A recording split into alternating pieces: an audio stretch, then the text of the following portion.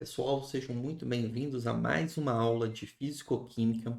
Agora, uma aula em que a gente vai começar a estudar a velocidade das reações químicas, né? Começar aí a desbravar o campo da cinética química. Beleza?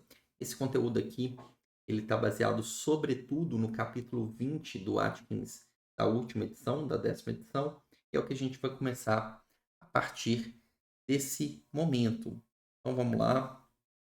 Vamos discutir aqui um pouquinho acerca dos estudos relacionados às medidas de velocidade de processos químicos. Beleza?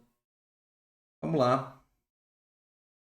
Vamos focar aqui em reações homogêneas, né? Então, meu meio material ali, o meu sistema, ele vai ter apenas uma única fase com todas as espécies ali disseminadas. E, primeiramente, eu vou apresentar para vocês aqui o conceito, né, da velocidade de um processo em termos matemáticos, tá? Aqui eu tenho uma derivada que relaciona aqui a variação do avanço da reação ao longo do tempo. Perceba que agora, como eu estou querendo relacionar a velocidade do processo químico, a variável tempo vai se fazer importante. Até o momento que a gente estava trabalhando, somente com parâmetros termodinâmicos, a gente não estava muito preocupado no quão rápido ou quão lento um processo acontecia. Agora, como a gente quer mensurar a velocidade dos processos químicos, eu vou ter que medir esse grau de avanço, tá bom? Da reação ao longo do tempo. Por isso que aquela derivada ali é o dxi, é a variação do avanço da reação à medida em que o tempo também altera, tá? E dividido por unidade de volume, né? Porque a gente quer saber por unidade de volume como que ocorre esses processos químicos, né? À medida que a reação avança. Lembrando lá do capítulo anterior, existe uma relação entre a variação da quantidade de matéria com o avanço reacional. Então, a variação da quantidade de matéria de um determinado componente J o avanço daquela reação química vezes o que? O coeficiente estequiométrico da espécie J. Portanto, eu posso substituir esse dxi e colocar no lugar de dxi dnj dividido por nidj. E retomando aqui a velocidade v, o volume reacional e o avanço da reação. Ao fazer a substituição, eu vou encontrar isso aqui, ó. dnj dividido por nidj é o dxi. E eu destaquei aqui para vocês em verde a variação do número de mols da espécie J pelo volume. A variação do número de mols da espécie J pelo volume é a mesma coisa que a variação do quê? Da concentração molar de J. Então, uma das maneiras de você expressar a velocidade de uma reação química é acerca da concentração, ou melhor, da variação da concentração dos componentes ali presentes, sejam reagentes ou sejam produtos. Se a gente estiver medindo a variação da concentração desses componentes em função do tempo, né, eu vou estar calculando a velocidade do processo. Lembrando que eu tenho que ponderar, né, eu tenho que fazer a divisão da variação da concentração pelo tempo, também dividido pelo coeficiente estequiométrico. Tá bom? Aqui do lado eu tenho então um gráfico de concentração de uma determinada espécie J ao longo do tempo. E aqui eu estou medindo, né, a variação da concentração dessa espécie. Então, repare o seguinte, né? A espécie J aqui, ó, ela está aumentando ao longo do tempo, a concentração aqui dos produtos, ok? E para os reagentes, ela vai estar diminuindo, afinal de contas, os reagentes estão sendo consumidos. Então, ao medir a concentração molar das espécies dos reagentes, eu vou ter uma redução da concentração dessas espécies, ao passo que a concentração molar das espécies dos produtos ela vai aumentando ao longo do tempo. E a reta tangente a essas curvas das concentrações vai me dar a velocidade instantânea que eu tenho do meu processo ao longo do tempo. Repare que essas inclinações elas vão modificando, indicando para a gente também que a velocidade dessa reação aí, no caso, ela vai alterando à medida em que o tempo passa. Tá bom? Velocidade de uma reação é sempre uma grandeza positiva.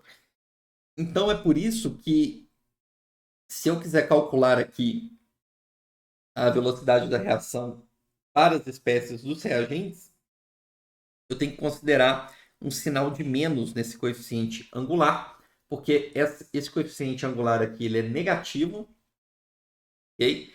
E aí eu tenho que colocar um sinal de menos para a grandeza velocidade ser positiva. Lembrando, gente, o seguinte, né? Nessa fórmula aqui vai estar tudo certo, porque quando eu considero o J tendo um reagente, a variação da concentração de J, okay, vai diminuir, né? Porque à medida que o tempo vai passando, eu vou ter uma redução da concentração da espécie J. Então a variação vai ser negativa, mas lembre-se sempre também o quê? Que o coeficiente estequiométrico para os reagentes também, por definição, é negativo. Então, menos com menos vai dar positivo. Se você calcular para o produto, o coeficiente estequiométrico para os produtos vai ser positivo, afinal o produto está sendo formado, e aí, naturalmente, a variação da concentração dos produtos ela vai aumentando. Né? Então, com o passar do tempo, eu vou tendo cada vez mais produto. Logo, a variação da concentração também vai ser algo positivo e a velocidade também. Beleza? Para ficar ainda mais claro, eu vou mostrar aqui para vocês um exemplo de uma reação genérica, em que eu tenho uma espécie A reagindo com uma espécie B, tá bom? Formando uma espécie C e uma espécie D. E aqui, galera, é o seguinte: o 2, o 3 e o 1 aqui são os coeficientes estequiométricos da reação balanceada para esse nosso processo. Se eu quisesse escrever a velocidade da reação, eu posso usar quaisquer componentes para expressar a velocidade da reação. Então, eu poderia falar o seguinte, que a velocidade da reação em termos de A é a variação da concentração da espécie A ao longo do tempo e o coeficiente estequiométrico de A é 1, então fica negativo, porque o A é um reagente. Só que eu poderia calcular essa velocidade em termos da espécie B também. E aí, a velocidade dessa reação, em termos da espécie B, é a variação da concentração molar da espécie B ao longo do tempo, dividido pelo coeficiente estequiométrico. No caso B, é 2, então fica menos 2, então menos meio. Ok? Repare o seguinte, esses valores, eles são idênticos. O valor ali da velocidade é um só. Eu só estou expressando em termos do quê? De diferentes espécies. Eu também poderia expressar essa mesma velocidade acerca da espécie C, que é um produto, mas eu poderia escrever a velocidade da reação como sendo a variação da concentração de C, 1 dividido pelo coeficiente estequiométrico de C, que é 3. Como é um produto, esse coeficiente estequiométrico ele é positivo. E eu também poderia igualar isso à velocidade da reação escrita pelo componente, pelo produto D, que seria a variação da concentração de D sobre a variação do tempo, 1 dividido pelo coeficiente estequiométrico, né, de D, que é 1. E como D é um produto, esse coeficiente estequiométrico ele também é positivo. Beleza? Então, repare que eu estou escrevendo aqui a velocidade da reação em termos de todos os componentes. Você poderia fazer em termos de B, de C, de D, de A. A velocidade da reação seria é a mesma, tá vendo? Ok? Então aqui a gente tem essa relação, tá bom? A velocidade da reação aqui de D, tá bom?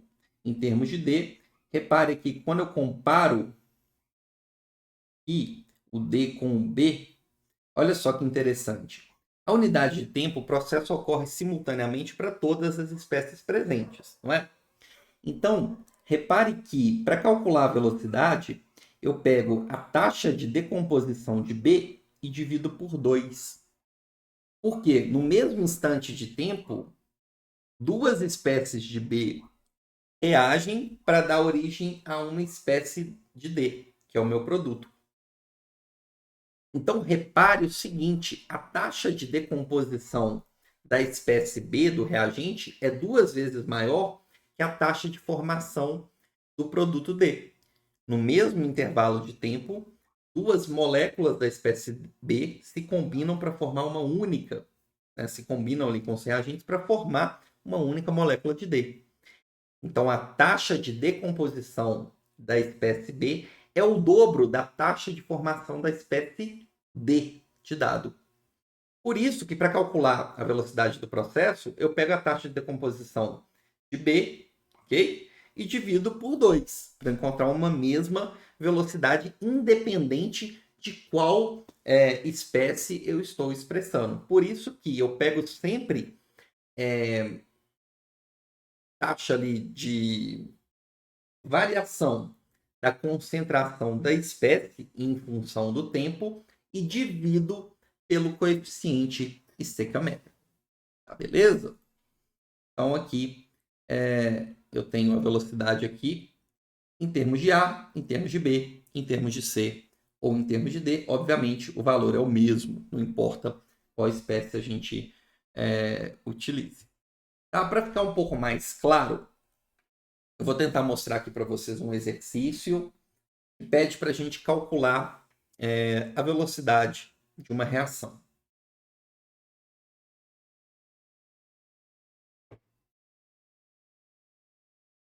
Eu tenho aqui a velocidade de variação da concentração molar dos radicais, CH3, é dada por esse valor aqui, ó, tá bom?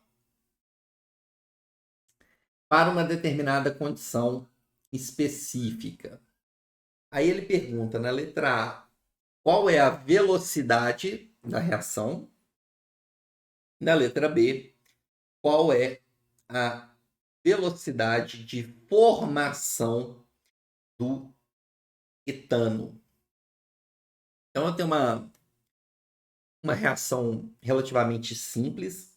Dois radicais, tá, do tipo CH3, eles vão se combinar. Não, então, duas espécies instáveis, radicalares, CH3, vão se combinar para formar uma espécie estável, como é o caso da molécula de etano. Isso aí provavelmente é uma etapa de finalização de um mecanismo radicalar. E a gente está analisando somente essa etapa, beleza?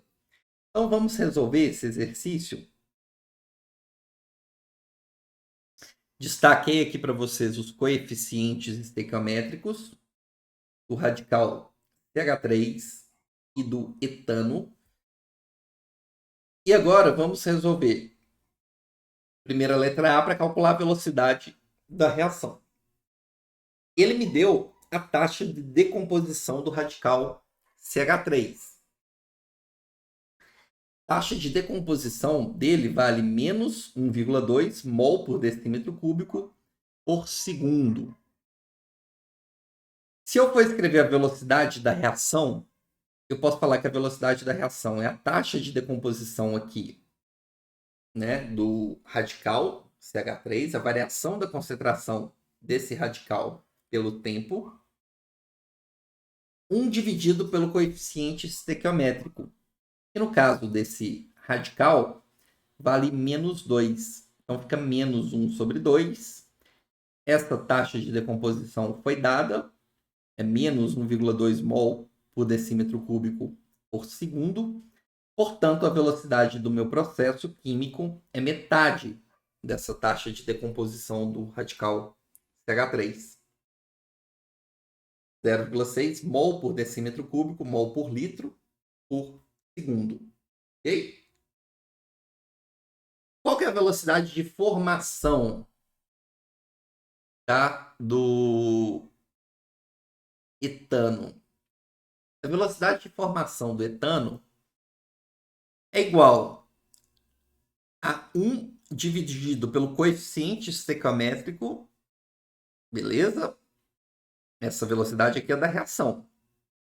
A gente sabe já o valor da velocidade da reação. 1 dividido pelo coeficiente estequiométrico para o etano, que vale 1, vezes a taxa de formação desse produto. Então, repare o seguinte, né? Essa variação da concentração de etano ao longo do tempo vai ser coincidente, nesse caso, com a própria velocidade da reação. Ok? Por quê? Porque eu tenho coeficiente estequiométrico aqui sendo igual a 1. Beleza, pessoal? Então, a taxa de decomposição, a taxa de formação do etano é metade da taxa de decomposição do radical metila e é igual ao valor da velocidade da reação. No mesmo intervalo de tempo, eu tenho, né, duas moléculas de radical CH3 combinando para formar uma única molécula do etano. Por isso que a taxa de decomposição dessa espécie é o dobro da taxa de formação dessa. Agora, eu vou tentar mostrar para vocês aqui, definir alguns conceitos importantes e apresentar para vocês também a chamada lei de velocidade de um processo químico.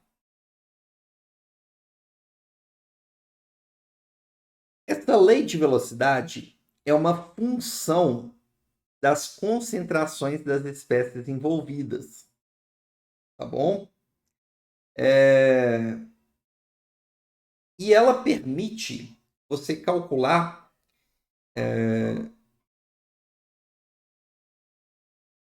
a velocidade da reação a partir da concentração dessas espécies em um determinado instante. Geralmente, você tem a lei de velocidade sendo escrita da seguinte maneira.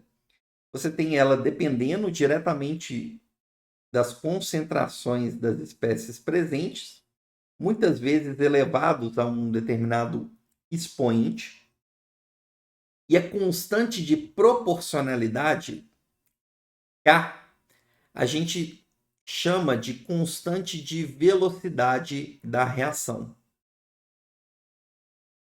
Sendo que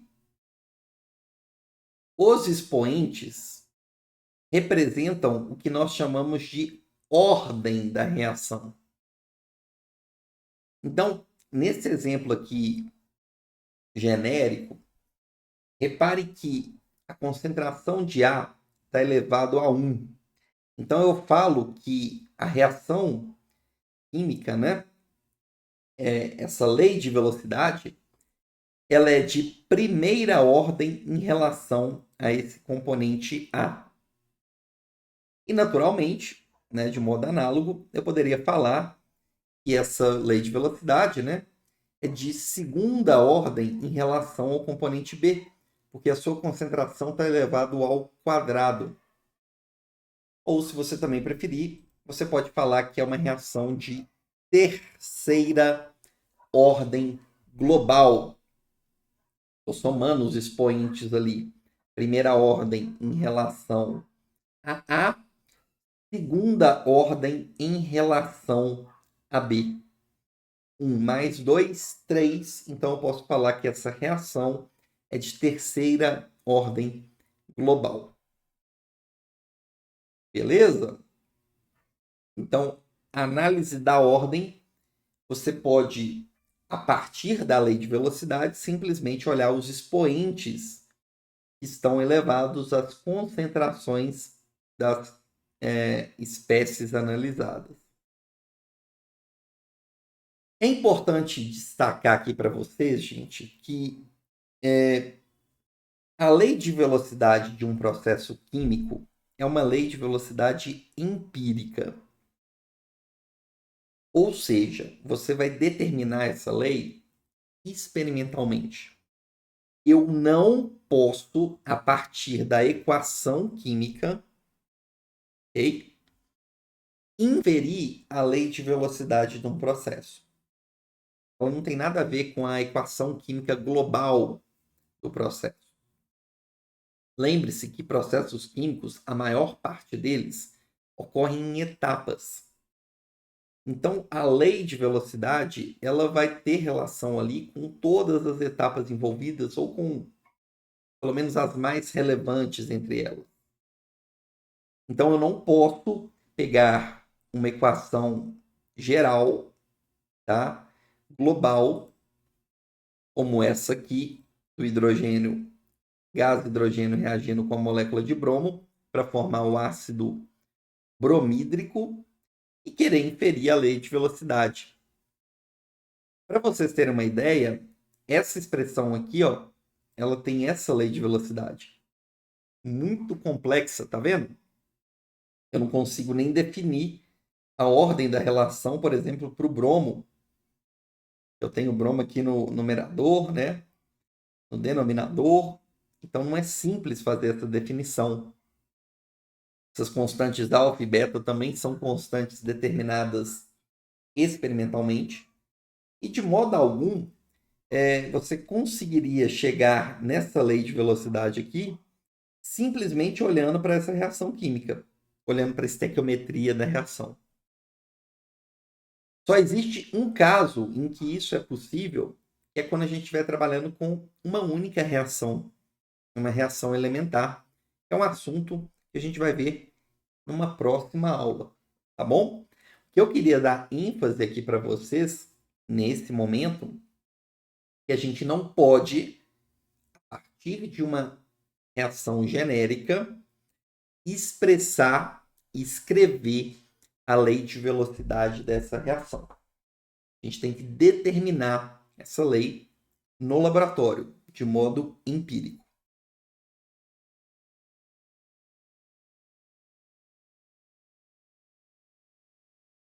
Já que a gente tem que determinar essa lei experimentalmente, Bruno, quais seriam os métodos mais utilizados para fazer essa determinação? Então, eu vou apresentar aqui para você alguns deles, tá bom?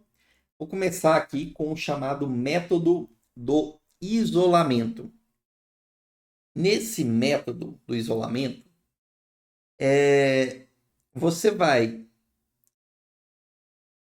manter todas as espécies, todas as concentrações das espécies envolvidas em excesso. Só uma das espécies é que você não vai deixar em excesso. Ou seja, você vai isolar uma das espécies em relação às outras. Como que faz isso, Bruno? Então vamos lá. Imagina que você tem uma lei de velocidade usual com aquela relação ali. Eu tenho um KR, uma constante de velocidade, concentração de A vezes a concentração de B. E aí eu vou colocar a espécie B em excesso em relação à espécie A. De tal modo que, mesmo a reação acontecendo, como B está num grande excesso, eu estou conseguindo manter a espécie B com uma concentração constante, praticamente igual à concentração dela na condição inicial. Então, pensa o seguinte, imagina que você tem dois reagentes, A e B. Tá? E aí, né, você tem aí a quantidade de B em mols 100 vezes maior do que A. Reação vai acontecer? Vai. Só que quando A, que é o nosso reagente limitante, reagir com B, a concentração inicial de B não vai modificar muito, porque ele está em tanto excesso em relação a A que a concentração da espécie B praticamente vai se manter constante.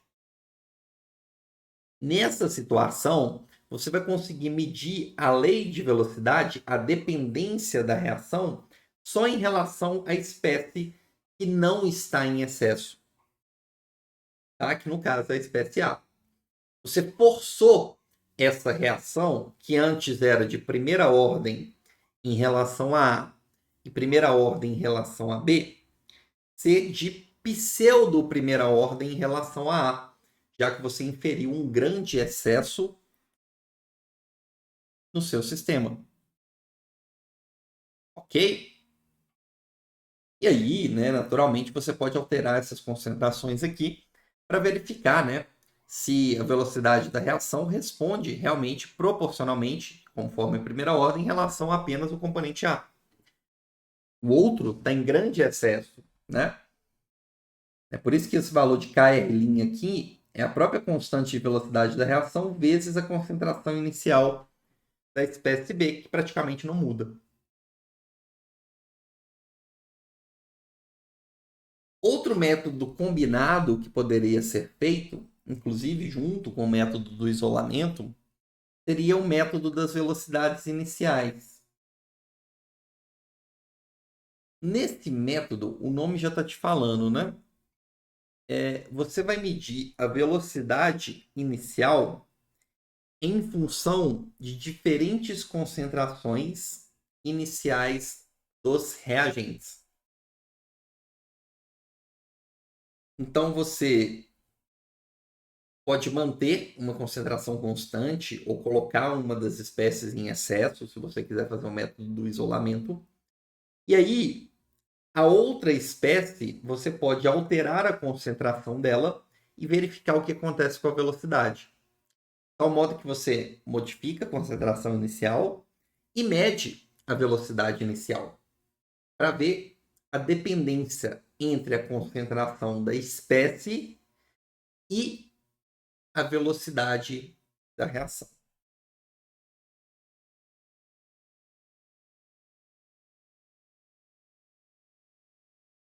Então imagina aqui o seguinte, que a velocidade da reação é igual a uma constante de velocidade, concentração da espécie A elevado a um parâmetro, a ordem que eu não conheço.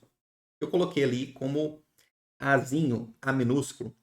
Eu não sei qual é o valor. Não sei a dependência da velocidade em relação à concentração de A. Tudo bem. O que eu posso fazer? Eu posso escolher uma concentração inicial da espécie A, tá bom? E medir a velocidade inicial para essa concentração. Bruno, e o B? Olha, o B você pode manter ele constante ou colocar ele num grande excesso, de tal modo que a concentração de B durante o processo praticamente não vai alterar. Ok? E aí você pode fazer diferentes medidas de velocidade em função de diferentes concentrações iniciais. Você vai no laboratório e trabalha, sei lá, com A numa solução 1 mol por litro, 2 mol por litro, 5 mol por litro, 10 mol por litro, meio mol por litro. Você vai mudando as concentrações iniciais da espécie A e vai medindo a velocidade inicial para cada concentração, sem alterar a concentração das demais espécies. Com isso, você vai ter valores de concentração inicial da espécie A, na qual a gente quer determinar a ordem, e a velocidade do processo. E a gente consegue relacionar. Por exemplo, o que a gente poderia fazer é linearizar essa função. Significa aplicar os logaritmos dos dois lados. Então, eu teria ln de v0 igual a ln de kr, que multiplica, né, a 0 elevado a a. O que eu posso fazer? Eu tenho um logaritmo de um produto. Eu posso dividir isso numa soma de logaritmos de mesma base. E esse segundo logaritmo aqui, eu tenho A0, concentração inicial de A, elevado a minúsculo. Tem uma outra propriedade de logaritmo que fala o seguinte: eu posso pegar esse A aqui, ó, do expoente e colocar aqui na frente do logaritmo. Com isso, eu linearizei essa minha função. Linearizei, obtendo, obviamente, uma expressão de uma reta do tipo y igual a b mais ax. Lembre-se o seguinte: no laboratório, eu vou alterando a concentração aqui de A0, de A, concentração inicial da espécie A, e com isso eu vou alterando a velocidade do processo. Se eu fizer um gráfico do ln de V0 em função do ln de A0, eu estou exatamente com uma equação de uma reta, em que o termo que multiplica o x é o coeficiente angular e vai me dar a ordem da minha reação, na verdade, em relação ao componente A, que eu estou determinando experimentalmente. E olha só que interessante. O coeficiente linear, a inspeção dele, vai me dar o ln da constante de velocidade.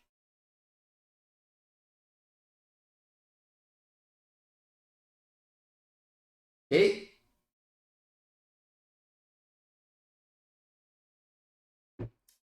Então, eu consigo experimentalmente obter a ordem da reação em relação aos componentes analisados e também a própria constante de velocidade. Vamos aplicar esse método das velocidades iniciais nesse exercício. Aqui ele me deu a velocidade inicial de uma reação em função da concentração de um reagente A, conforme os dados da tabela abaixo, em que eu tenho a concentração em mol por litro inicial para o A, e para cada uma dessas concentrações, eu tenho a velocidade inicial. Ok? A partir desses dados, ele pede para a gente determinar exatamente a ordem e a constante de velocidade. Então, a gente viu que se eu trabalhasse com o logaritmo da concentração inicial, correspondente a fazer o ln, o que está aqui em cima, dessa linha, e também fazer o ln das velocidades iniciais, se eu fizer um gráfico do ln de V0 em função do ln de A0, eu vou obter uma reta. E essa reta, okay, o coeficiente angular vai me dar informação do quê? Da ordem da reação. Enquanto o coeficiente linear vai me dar informação acerca da constante de velocidade. Então, o seguinte, ó, o coeficiente angular é aproximadamente 2, então eu posso falar que essa reação é de segunda ordem, ou seja, à medida que você mexe na concentração de A, resposta, né, a velocidade da reação tende a aumentar ao quadrado dessa concentração, beleza? E além disso, com relação ao coeficiente linear, se eu igualar o coeficiente linear ao ln do Kr, eu consigo descobrir qual que é o valor da constante de velocidade da reação. Vai ser E elevado ao coeficiente linear, que vale menos 1,9476. E elevado a esse número vai me dar 0,143 unidade aqui, decímetro cúbico por mol por segundo. Bom, então, com isso a gente resolve o nosso exercício.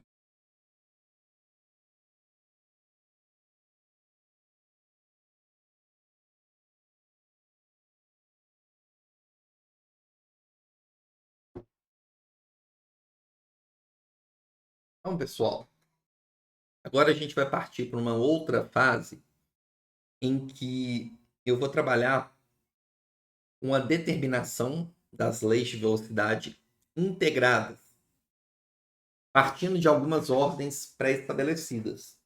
Então, por métodos de integração, eu vou pegar as equações diferenciais correspondentes e vou obter essas leis de velocidade. Tá bom? Como a gente sabe que as leis de velocidade são equações diferenciais, se eu integrar essas equações diferenciais e eu resolver, eu vou obter uma função, né, da concentração ao longo do tempo. Beleza? Então, olha só. Imagina aqui que eu tenho uma espécie aqui que segue uma reação, né, uma reação que seja de primeira ordem em relação ao componente A, que é o meu reagente. Tá bom?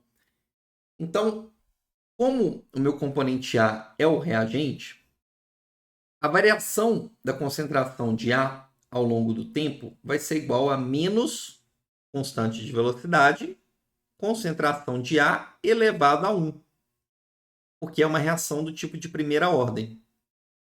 Esse sinal de menos, gente, por quê? Porque a gente sabe que a espécie A é um reagente. Então, ao longo do processo, a sua concentração ela vai diminuindo, o A vai sendo consumido. Tá beleza? Então tá. Como é que eu posso resolver essa expressão aqui? Tá? Lembrando, né, que aqui eu tenho a lei de velocidade. Eu posso aplicar aqui um método que é um método de separação de variáveis. Eu vou passar para um lado, deixar o termo diferencial dt, e do outro lado eu vou deixar o termo diferencial da concentração junto com o que tem de concentração da espécie A. Então fica 1 sobre A, variação da concentração de A infinitesimal, é igual a menos Kr dt.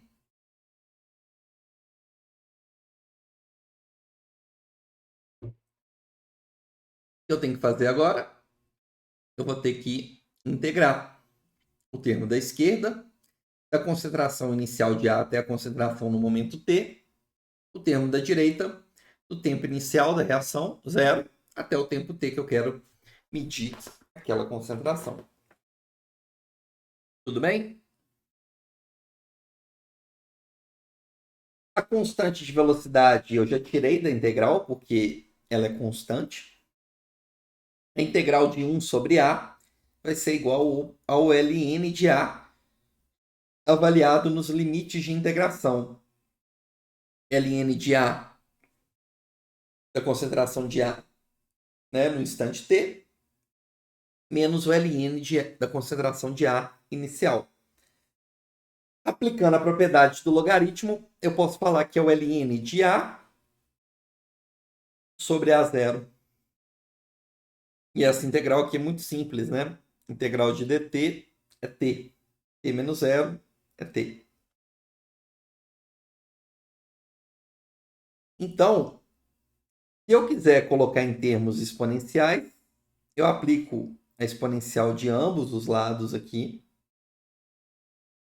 Ok? Aí eu vou ter A sobre A0 igual a E elevado a menos KRT. Passando o A0 para o outro lado, eu sei que a concentração da espécie a qualquer momento, é a concentração inicial de A é elevado a menos KRT. Repare que eu tenho aqui a lei de velocidade, né, para uma reação de primeira ordem, e ela é uma exponencial decrescente. E ela vai ser mais decrescente quanto maior for a constante de velocidade. Porque o processo tende a ser mais rápido, e para uma constante de velocidade maior, no mesmo intervalo de tempo, eu tendo a consumir mais da espécie, porque o processo é mais rápido. Então, quando eu tenho aí uma reação de primeira ordem, a lei de velocidade é uma exponencial decrescente, tá? A velocidade da reação ela vai ser maior nos instantes iniciais e também vai ser maior quanto maior for a constante de velocidade. Beleza?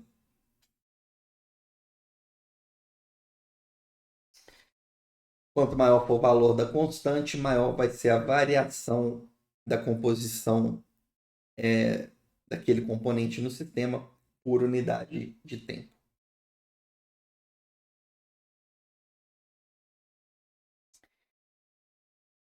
Um tipo de reação, né, que é de primeira ordem são reações como, por exemplo, reações de decaimento radioativo.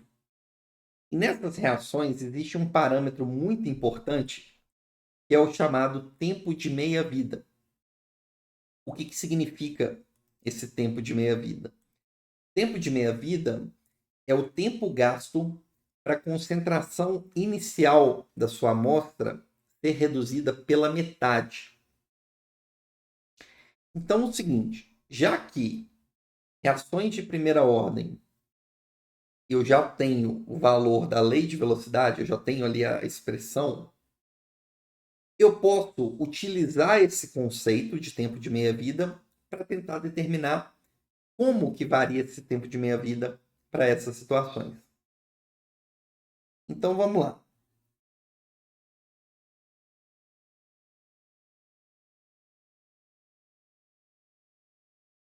Aqui eu tenho Ln, tá? Da concentração de A sobre a concentração inicial, isso é igual a menos KRT. Eu quero descobrir qual o tempo a concentração inicial é reduzida pela metade. Ou seja, eu quero saber quando que a concentração de A vai ser igual à concentração inicial dividido por 2. Quando eu tiver nessa situação aqui, concentração inicial cair pela metade, eu estou calculando o tempo de meia-vida. Aqui eu vou simplificar. Repare que eu vou KR vezes o tempo de meia-vida igual a menos o Ln de meio. Ln de meio é a mesma coisa que Ln de 2 elevado a menos 1. Ou, se você preferir, menos Ln de 2 elevado a menos 1 é o próprio Ln de 2 dividido pela constante de velocidade. Então, repare o seguinte, o tempo de meia-vida para uma reação de primeira ordem não depende da concentração inicial dos componentes. Ele é sempre constante. Ele depende somente da constante de velocidade do processo. Então, quando a gente tem uma reação de decaimento radioativo, por exemplo, ali, em que o urânio 238 leva à formação ali do tório 234 pela emissão de uma partícula alfa, esse processo aqui é um processo de primeira ordem, segue uma cinética de primeira ordem. E o tempo de meia-vida desse processo é equivalente a 4 vezes 10 a 9 anos. Tá? 10 a 6 é milhão, 10 a 9 é bilhão, 4,5 bilhões de anos. É o tempo para que uma determinada amostra de urânio decair pela metade. Tá bom, pessoal? Repare que para uma cinética de primeira ordem, esse tempo de meia-vida ele é sempre constante. Então, se você tem uma amostra que inicialmente tinha lá uma concentração de 1,2 mol por litro, quando passar um tempo de meia-vida, a concentração da amostra cai pela metade, vai para 0,6. Quando passar mais um tempo de meia-vida, a concentração cai pela metade de novo, tá? Seguindo essa tendência aqui. Repare então que o tempo de meia-vida ele é constante, ele não depende da concentração inicial, depende exclusivamente da constante de velocidade do processo. Bom, então com esse valor de tempo de meia-vida aqui, a gente conseguiria inclusive calcular qual que é o valor da constante de velocidade para o decaimento do urânio. Tá bom? Vamos avançar?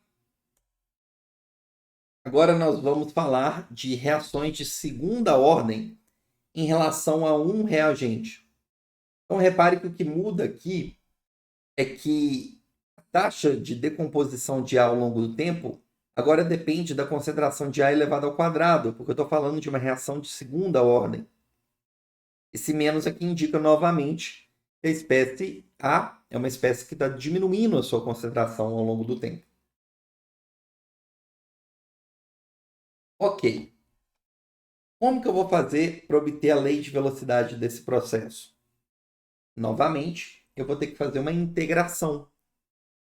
Eu vou fazer o método de separação de variáveis, colocando tudo que tem a ver com a concentração de A de um lado, tudo que tem a ver com dt do outro. Eu vou ter que integrar ambos os lados. Essa integral desse lado aqui a gente já sabe quanto que vai dar. Integral de dt é o próprio t, t menos 0 é t, né? E aqui eu vou ter que fazer a integral de 1 sobre A2. Ok? Quem que eu derivo que vai dar 1 sobre A ao quadrado? É menos concentração de A elevado a menos 1. Não é isso? Então, a integral de 1 sobre A ao quadrado, essa integral aqui, ó,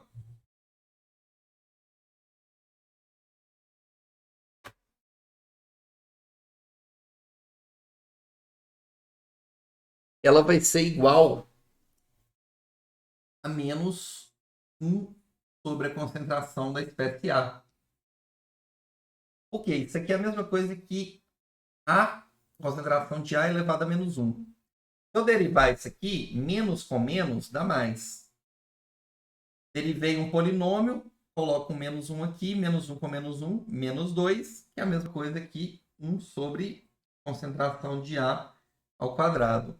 Então, na hora que eu derivo menos 1 sobre A, eu encontro isso aqui. Portanto, a integral de 1 sobre A ao quadrado é menos 1 sobre... Perfeito? Então, essa integral da esquerda é menos 1 sobre A, avaliado nos limites de integração, que vai ficar igual a menos 1 sobre A, menos com menos mais, 1 sobre A0. Ou, se você preferir, multiplicando por menos 1, eu vou ter 1 sobre A, menos 1 sobre A0 é igual a KRT.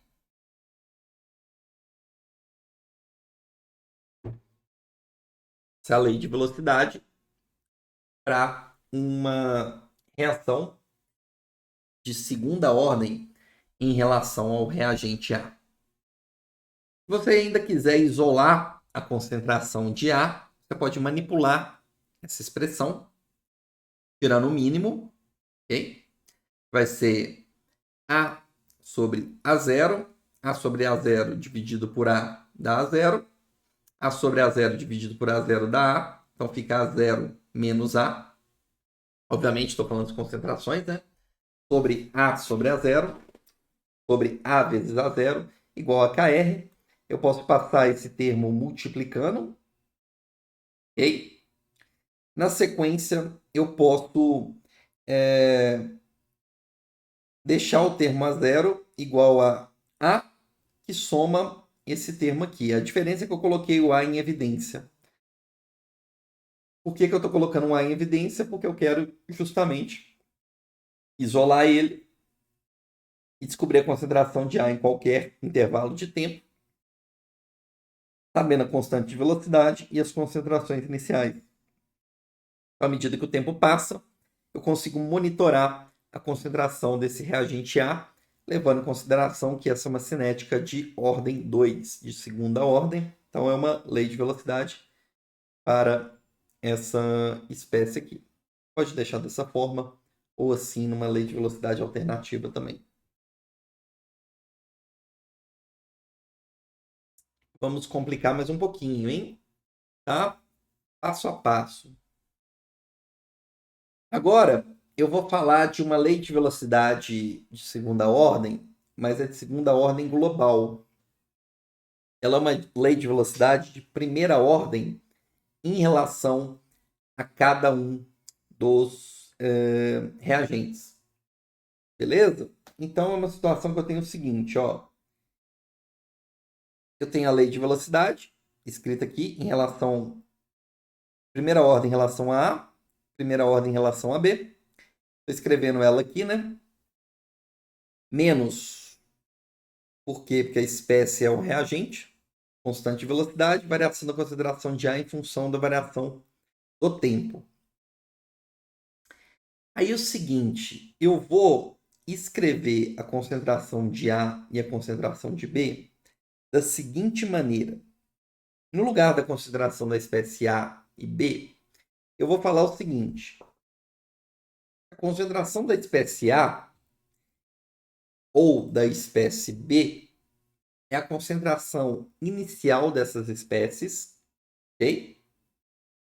Menos X, sendo que X é o tanto que reagiu dessas espécies.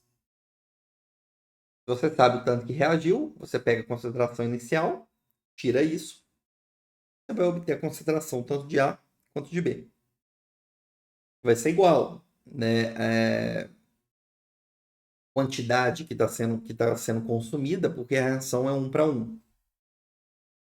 Então, o X, que é o tanto que está sendo consumido de A, é exatamente igual ao tanto que está sendo consumido de B. Então, no lugar disso aqui, eu vou poder falar que dA dt é igual a menos KR.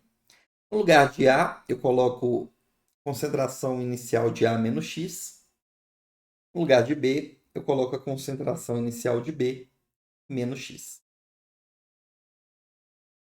E agora eu vou fazer uma mudança de variável para expressar essa taxa aqui de decomposição, não em termos de dA dt, porque aqui leva em consideração unicamente a alteração da composição, né, da concentração de A. Seria mais interessante trabalhar com a quantidade que reagiu de A, e essa quantidade também é a quantidade que reagiu de B. Ok? E no lugar de dA dt, eu vou colocar menos dx dt. Bruno, como que você obteve essa relação aqui? Gente, é bem simples, quer ver?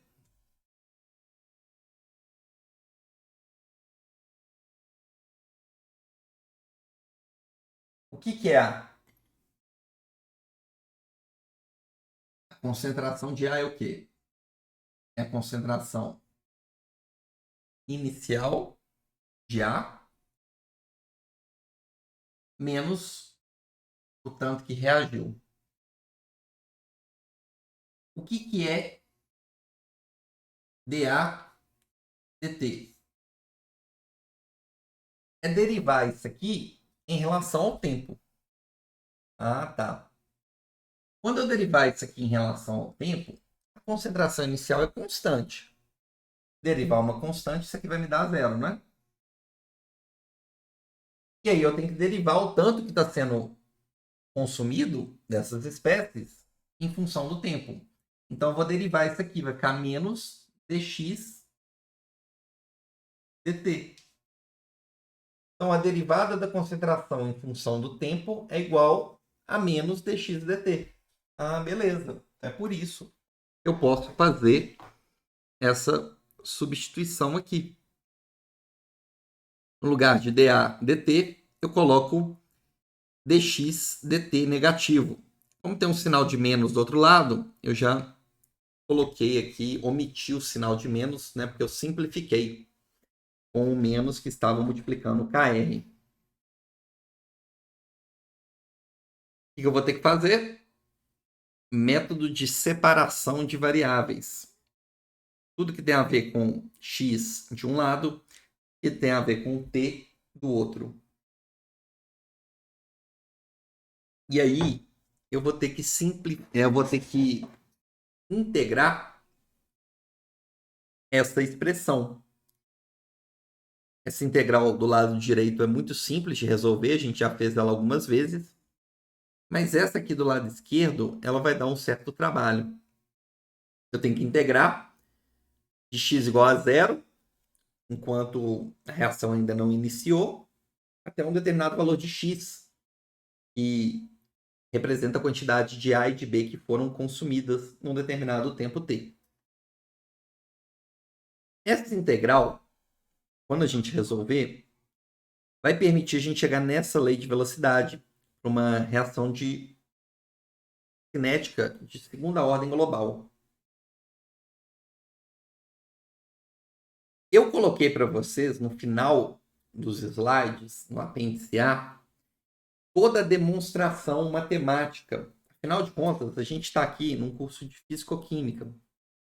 Não é meu intuito que a gente fique demonstrando, integrando essas expressões. Vocês estão verificando que estão ficando cada vez mais complexas. Não é um curso de equações diferenciais. A matemática aqui é um ferramental. Mas eu coloquei para vocês, quem quiser acompanhar, o passo a passo. Essa integração é uma integração que já é muito mais trabalhosa. E você tem que aplicar um método de frações parciais. Então, repare que esse termo aqui, ó, eu vou reescrever ele de uma outra maneira, sendo que isso aqui é equivalente a isso. E aí, integrar isso é a mesma coisa que integrar isso aqui. Eu coloquei todos os passos aqui para você para chegar nessa lei de velocidade. Obviamente, você não precisa se preocupar com esses passos, tá, gente? A gente vai poder utilizar as leis de velocidade já prontas. Quando a gente está trabalhando com ordem zero, primeira ordem ou segunda ordem, é até mais simples a gente fazer as demonstrações. Mas quando a gente trabalha com ordens mais elevadas, vai ficando cada vez mais complexo. Tá bom? Tanto é que eu vou mostrar aqui para vocês como que essas leis de velocidade, olha só, essa tabela que eu tirei lá do Atkins, elas vão ficando cada vez mais complexas à medida que a gente trabalha com ordens distintas. Então aqui, ó, primeira ordem que a gente viu, segunda ordem em relação a apenas um componente, tá? Terceira ordem, desculpa, segunda ordem em relação a dois componentes, né? Primeira ordem em relação a cada um deles. Aqui é uma reação de ordem 2. Bom, só que com uma estequiometria, por exemplo, 1 para 2, olha como é que já muda. Ordem 3. Olha como é que vai ficando cada vez mais complexo. Então, o objetivo aqui é que vocês entendam que, em função dessa ordem, eu vou ter leis de velocidade integradas distintas. Quanto maior for a ordem, mais complexo vai ser para a gente determinar do ponto de vista analítico quais são essas expressões. Muitas vezes a gente vai recorrer a tabelas ou trabalhar, sobretudo, com as situações mais simplificadas. Bom, então não se preocupem, né? Talvez ali a primeira e a segunda ordem em relação a um componente não é exigir demais de vocês, mas acima disso, torna o trabalho braçal, analítico, algébrico muito moroso e foge do escopo da nossa disciplina. Então a gente não vai se preocupar tanto. E se precisar abordar algum problema, essa lei de velocidade ela vai ser informada, a gente vai tirar de alguma tabela, alguma coisa do tipo, para focar mais no conteúdo em si que nos interessa. Beleza? Então vamos lá, vamos falar agora de uma lei fundamental quando se estuda cinética química, que é a chamada Lei de Arrhenius. Esse cientista sueco aí que revolucionou o campo da cinética química, que demonstrou uma lei matemática que correlaciona constante de velocidade de um processo químico com a temperatura do processo. Bom, a gente pode ter diferentes situações que mostram como que a constante de velocidade de um processo ela muda com a temperatura. Eu posso ter comportamentos como esses aqui, ó, em que repare que a constante de velocidade vai aumentando, nesse aqui do meio depois ela começa a decair, ou ela vai aumentando e de repente aumenta muito. E são características de reações bem específicas, como reações explosivas ou reações em cadeia, e a velocidade vai aumentando e em função da grande propagação de reações sequenciais e simultâneas, chega uma hora que ela acontece praticamente num único instante. Ou, como nesse caso aqui, ó, em que a velocidade da reação vai aumentando, chega um determinado momento que ela começa a diminuir. É muito comum aqui em reações também enzimáticas, por exemplo. Porque no caso de enzima, a gente sabe que precisa ter ali uma conformação adequada entre a enzima e o substrato para que essa reação seja efetiva. E por mais que nos instantes iniciais, ou melhor, para temperaturas mais baixas, à medida que você vai aumentando essa temperatura, você vai favorecendo a reação, chega um determinado momento que essa temperatura pode ser suficiente para, por exemplo, desnaturar uma enzima. E aí aquela conformação necessária começa a ficar prejudicada e a taxa de formação dos seus produtos e, portanto, constante de velocidade, ela vai diminuindo, tá bom? Existem casos raríssimos também em que a constante de velocidade diminui com a temperatura. Só que esses exemplos aí nós não vamos trabalhar na aula de hoje. Bem, sem dúvida nenhuma, nós vamos focar em 99% dos processos que seguem uma lei de velocidade nesse sentido aqui, dada pela lei de Arrhenius. A maioria dos processos químicos, a constante de velocidade, ela aumenta proporcionalmente, tá bom? De modo exponencial, né? A velocidade do processo aumenta de modo exponencial com a sua temperatura. Então, Arrhenius mostrou e demonstrou, né, matematicamente essa expressão, que fala que a constante de velocidade de uma reação química é igual a um parâmetro A, tá? Que é o chamado fator pré-exponencial ou fator frequência, que está relacionado com o número de colisões entre as moléculas do reagente, ok? Por unidade de tempo. E isso multiplica um fator exponencial, ok? Que tem ali, nesse expoente, a energia de ativação do meu sistema. Essa energia de ativação ela está relacionada com uma energia mínima que os meus reagentes precisam ter para levar, durante uma interação, a formação dos meus produtos. Se a gente fizer aqui um gráfico do Ln, da constante de velocidade, por 1 sobre t, ok? A gente linearizar essa expressão, eu vou conseguir obter informações acerca do fator pré-exponencial, ou fator frequência, no coeficiente linear, e esse termo que multiplica 1 dividido por t, tá bom? Que é menos a energia de ativação sobre a constante dos gases. Isso aqui vai me dar, está relacionado com o coeficiente angular dessa curva. Ou seja, também eu consigo medir a velocidade de processos químicos no laboratório, modificando a temperatura, pegar esses dados e construir uma curva dessa. E a partir do coeficiente angular, obter informações acerca da energia de ativação do processo, e a partir do coeficiente linear, obter informação acerca do fator frequência daquele processo. Vamos lá.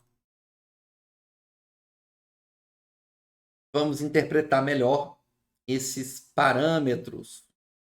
Bom? Então, vamos apresentar aqui para vocês esses parâmetros e a interpretação melhor desses parâmetros de Arrhenius.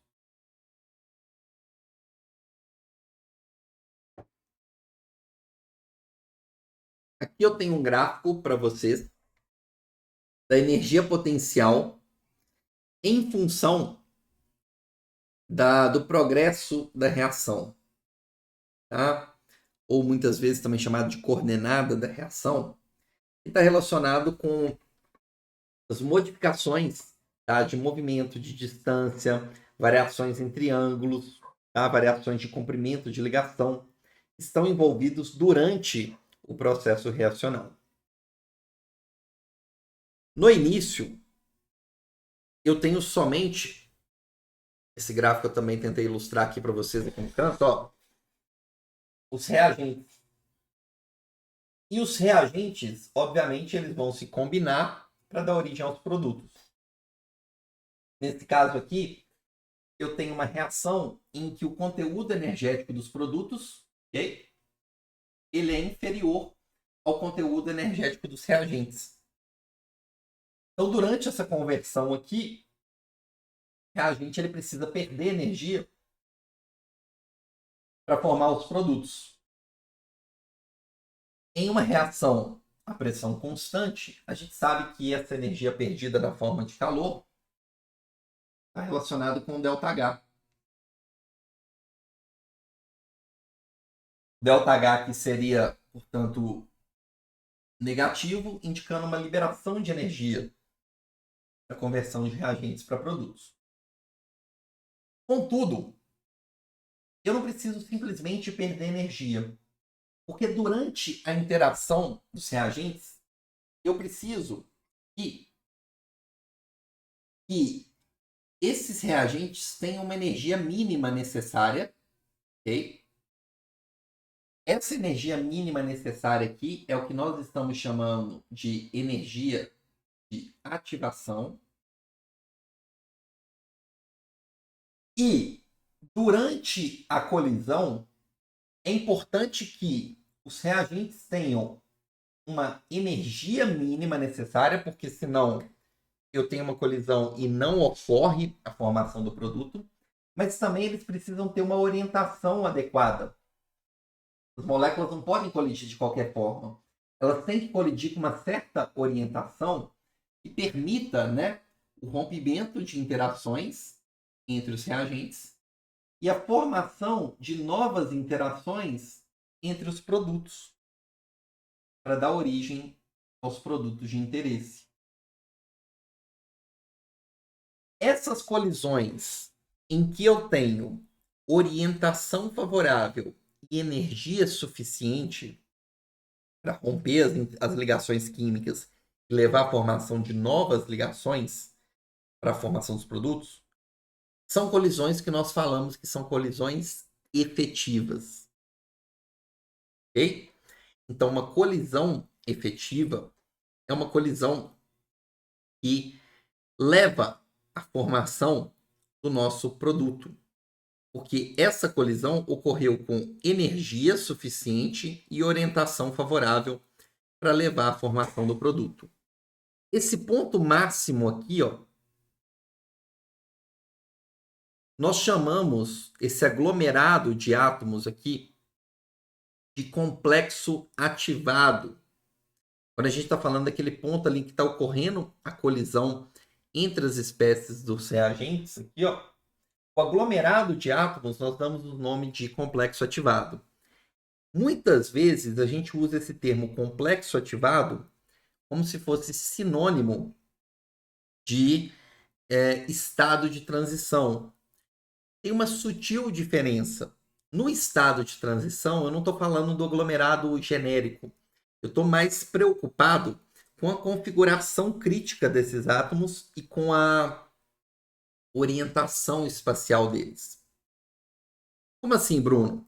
Provavelmente vocês já estudaram na orgânica reações do tipo SN2, né? Substituição nucleofílica, né? E nessas reações, acredito que vocês já tiveram que escrever, né, os chamados estados de transição, né? Então aqui tem um exemplo, né?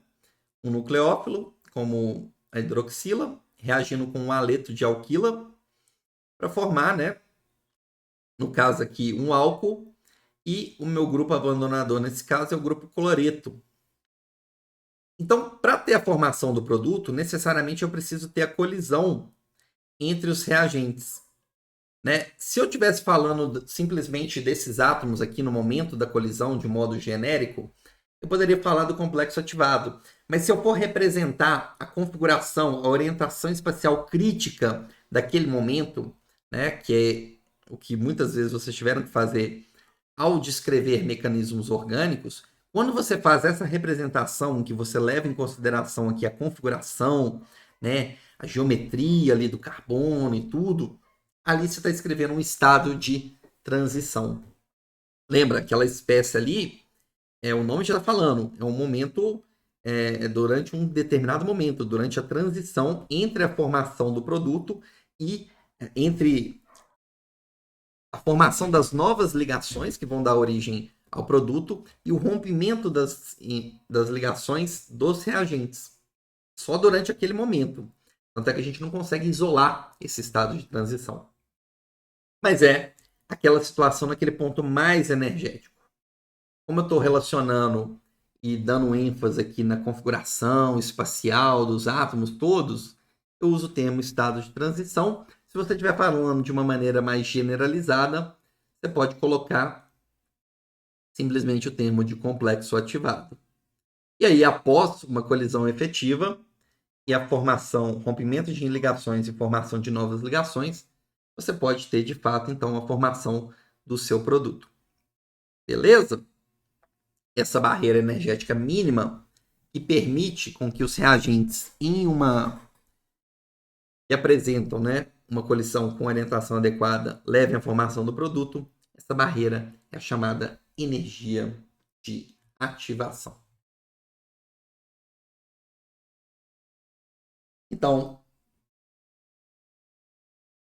repare que a multiplicação do fator pré-exponencial com esse que tem a ver, né, com o fator frequência, né, o número de colisões, vezes a fração de colisões com energia maior que energia de ativação, isso vai me dar multiplicado, né, a quantidade de colisões efetivas. Quanto maior for o número de colisões efetivas, maior vai ser a constante de velocidade e, consequentemente, maior será também a constante de velocidade, maior será também a velocidade do seu processo.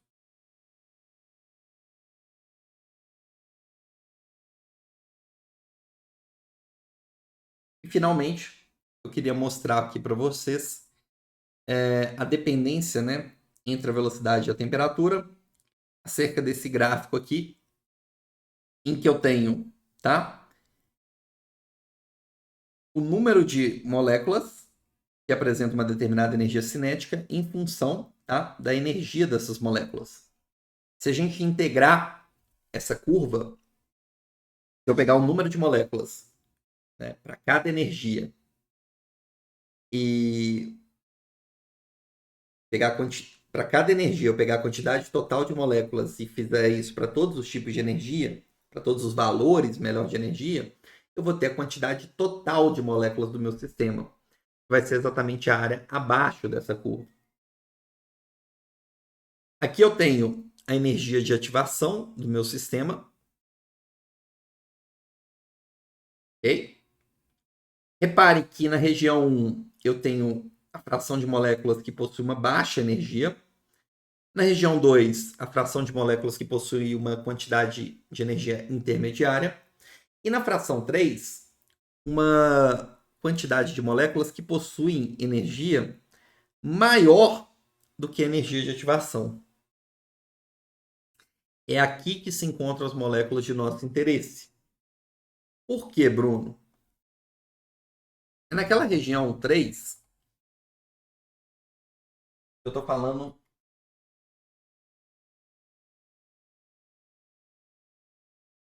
dessa região aqui. Ó.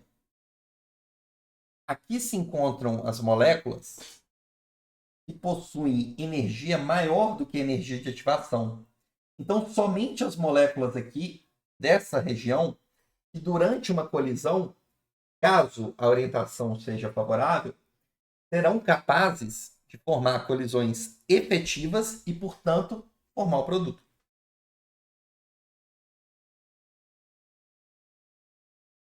O que acontece quando eu aumento a temperatura?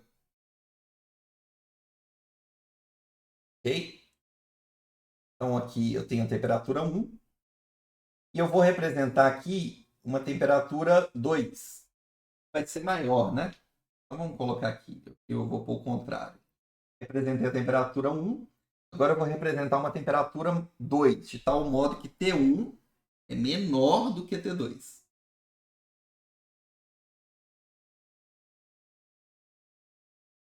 Beleza.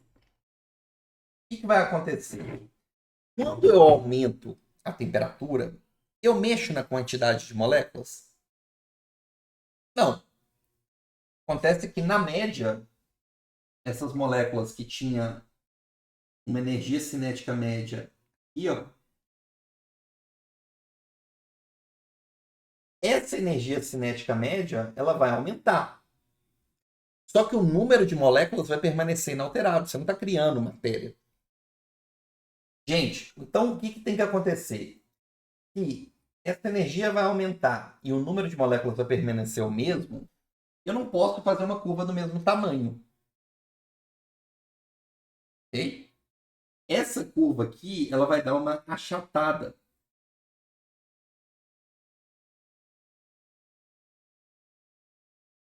De tal modo que a área da curva em amarelo é igual à área da curva em azul. Estão vendo? Porque a área da curva representa a quantidade total de moléculas. Só que repare o seguinte, a energia média aumentou. O que saiu desse ponto é 1 e foi para esse ponto aqui, ó. A média foi deslocada para valores de energia superiores. E olha o que aconteceu com a fração de moléculas na temperatura T2 que tem energia superior à energia de ativação. Eu aumentei a quantidade de moléculas que tem mais energia do que energia de ativação. Ou seja, como eu tenho mais moléculas com mais energia, com energia superior à ativação, a probabilidade de ter uma colisão e essa colisão ser efetiva aumenta. Aumentando isso, você aumenta também o quê? A velocidade do seu processo. Então, eu tenho um achatamento da curva, porque a área tem que ser exatamente igual. O número de moléculas total é igual. Eu aumentei a energia cinética média, porque eu aumentei a temperatura. E a consequência natural disso é agora ter mais moléculas com energia superior à ativação, que, se elas entrarem em contato, tem uma probabilidade maior da colisão ser efetiva e levar à formação do produto, aumentando assim a velocidade do meu processo. Tá? Então, na situação 2, a temperatura sendo maior, aumenta essa fração. Okay? E a elevação da temperatura aumenta o número de moléculas, não total, o número de moléculas que possuem energia mínima necessária para levar à formação dos produtos. Pessoal, então é isso que eu queria passar para vocês, terminando aí com a lei de Arrhenius. Eu espero que vocês tenham gostado da aula, tenham entendido. Vai ser um prazer atender as dúvidas de vocês que vocês deixarem aqui embaixo nos comentários. Bom, forte abraço e até a próxima.